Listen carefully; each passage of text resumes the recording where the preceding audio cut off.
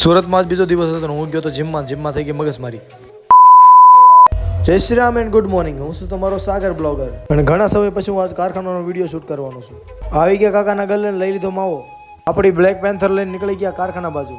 અને આ કારખાનું મારા વિડીયોમાં જોયું થશે. અને આ ગાડી કઈ છે જરાક કમેન્ટમાં કહી દેજો ને. કારખાના આવીને 00 નો લોટ લઈ લીધો. હીરો સડાવીને ઘઉંવાનું કરી નાખ્યું ચાલુ.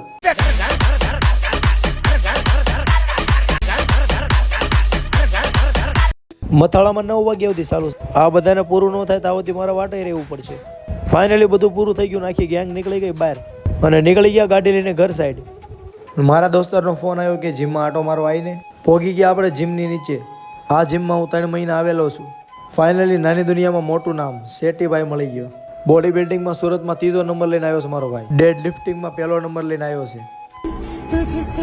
આ ખાલી ઝલક દેખાડું છો, ફિલ્મ આખું બાકી છે યાર.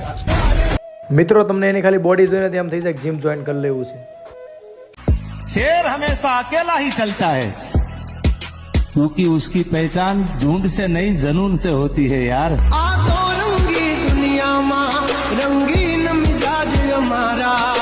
મિત્રો 10 વાગી ગયા છે ને જીમ બંધ કરવાનો સમય થઈ ગયો. એમ નીચે જ આવી છે. નીચે આવી ગયા ને શેઠી યારે બાય બાય કરી નાખ્યું. મેં કીધું રવિવાર આપણે ભેગા થશું બે ભાઈએ. અને આવી ગયા સોડા પીવા. અમારે સોડા પીવાની સ્ટાઇલ આવી છે. સોડા પીને નીકળી ગયા ઘર બાજુ કારણ કે મોડું થઈ ગયું છે. ઘરે પોગી ગયા ને શેરીમાં ડીજે વાગતું હતું. તો ફાઇનલી આપણો મિની બ્લોગ થાય છે પૂરો. તમને મારો વિડીયો સારો લાગ્યો હોય તો લાઈક કરો, શેર કરો અને subscribe my YouTube channel and C you guys next video. Bye bye.